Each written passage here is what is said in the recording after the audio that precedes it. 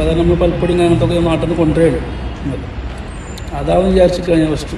പിന്നെ എന്തോ അതിൻ്റെ പ്ലാസ്റ്ററൊക്കെ കഴിച്ച് തുറന്നു നോക്കിയപ്പോഴാണ് കഞ്ചാവാന്ന് മനസ്സിലായത്.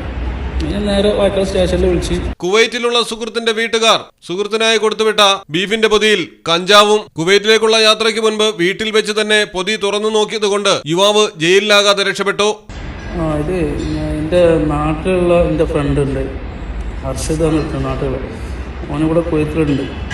അപ്പം ഞാൻ വരുന്നുണ്ടെന്ന് പറഞ്ഞത് കേട്ടപ്പോൾ അവനെ പറഞ്ഞ് നാട്ടിൽ നിന്ന് പോരുന്നുണ്ട് പറഞ്ഞു. അപ്പോൾ വിളിച്ചിട്ട് എന്നോട് പറഞ്ഞ് കുറച്ച് ബീഫും അവിടെന്തോ ഊരവേദന ഉണ്ട്, അപ്പോൾ അതിനെന്തോ ഒരു ബെൽറ്റും ഉണ്ട്, ഇതൊന്ന് കൊണ്ടുവരുമോ ചോദിച്ചു. അപ്പോൾ ഞാൻ ആയിക്കോട്ടെ, നമ്മളെ നാട്ടിലുള്ള ആൾക്കാരല്ലേ, ഇത് ആയിക്കോട്ടെ കൊണ്ടുവരണ്ടെന്ന് പറഞ്ഞു.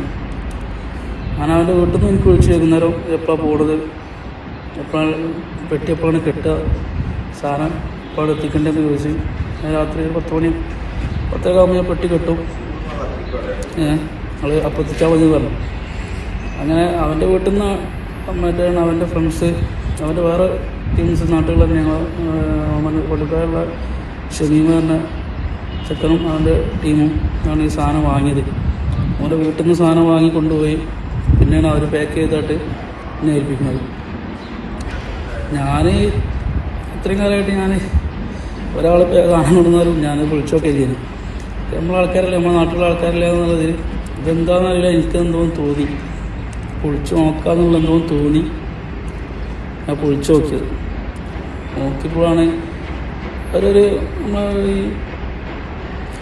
ക്ലോക്കിൻ്റെ ഒക്കെ പെട്ടി പോലത്തെ ഒരു പെട്ടിയിൽ ഫുള്ള് സെറ്റ് ചെയ്ത് പിന്നെ നല്ല പ്ലാസ്റ്ററൊക്കെ കിട്ടി സെറ്റാക്കിയിട്ട് കൊണ്ടുവന്നിന്. അങ്ങനെ പൊളിച്ച് നോക്കിയപ്പോൾ അതിൽ കുറച്ച് ബീഫ്, പിന്നെ ഈ ഊരൊക്കെ ഇടുന്ന ബെൽറ്റ്, ഒരു കുപ്പിയിൽ കുറച്ച് വെളിച്ചെണ്ണ, പിന്നെ അതിൻ്റെ സൈഡിലായിട്ടാണ് ഈ കുപ്പി വെച്ച് ഒരു പൽപ്പൊടിയൊക്കെ എൻ്റെ കുപ്പില്ല, അതുപോലത്തെ ഇങ്ങനെ ഫുള്ള് പ്ലാസ്റ്റർ ഇട്ടപ്പോൾ ഞാനതൊക്കെ കരുതിയത്. കാരണം സാധാരണ നമ്മൾ പൽപ്പൊടി അങ്ങനത്തൊക്കെ നാട്ടിൽ നിന്ന് കൊണ്ടുവരും. അതാവും വിചാരിച്ച് കഴിഞ്ഞാൽ ഫസ്റ്റ്. പിന്നെ എന്തോ അതിൻ്റെ പ്ലാസ്റ്ററൊക്കെ കഴിച്ച് തുറന്നു നോക്കിയപ്പോഴാണ് കഞ്ചാവാന്ന് മനസ്സിലായത്. പിന്നെ നേരെ വായക്കാട് സ്റ്റേഷനിൽ വിളിച്ച് രാത്രി 11 മണി ടൈമിൽ സ്റ്റേഷനിൽ വിളിച്ച്.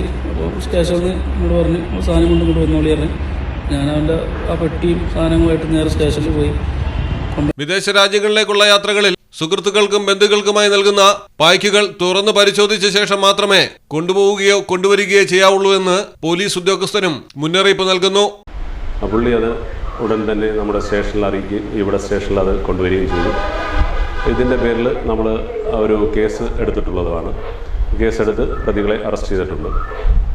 എനിക്കിതിനകത്ത് പറയാനുള്ളത്, ഈ നാട്ടിൽ കൂടുതലും ആൾക്കാർ വിദേശത്താണ്.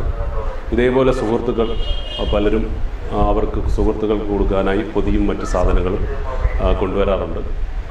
എൻ്റെ ഒരു ഉപദേശം എന്ന് പറഞ്ഞാൽ, ആ സമയത്ത് തന്നെ അവർ പോയതിന് ശേഷമല്ല പൊതി അഴിച്ചു നോക്കേണ്ടത്, അവരുടെ മുമ്പിൽ വെച്ച് തന്നെ ഈ പൊതി അഴിച്ചു നോക്കാൻ എല്ലാവരും ബാധ്യസ്ഥരാണ്. കാരണം ഇതൊന്നും അറിയാത്ത നിരപരാധികളായിരിക്കും ഇതിനകത്ത് ക്രൂശിക്കപ്പെടുന്നത്. നമ്മുടെ രാജ്യത്തെക്കാട്ടിലും കൂടുതൽ ശിക്ഷ വിദേശ രാജ്യങ്ങളിലുണ്ട്. അപ്പോൾ നിരപരാധിയായ ആൾക്കാർ ക്രൂശിക്കപ്പെടും. അതുകൊണ്ട് എല്ലാവരും ഈ ഒരു കാര്യം പ്രത്യേകം ശ്രദ്ധിക്കണം. News desk Malayalam television.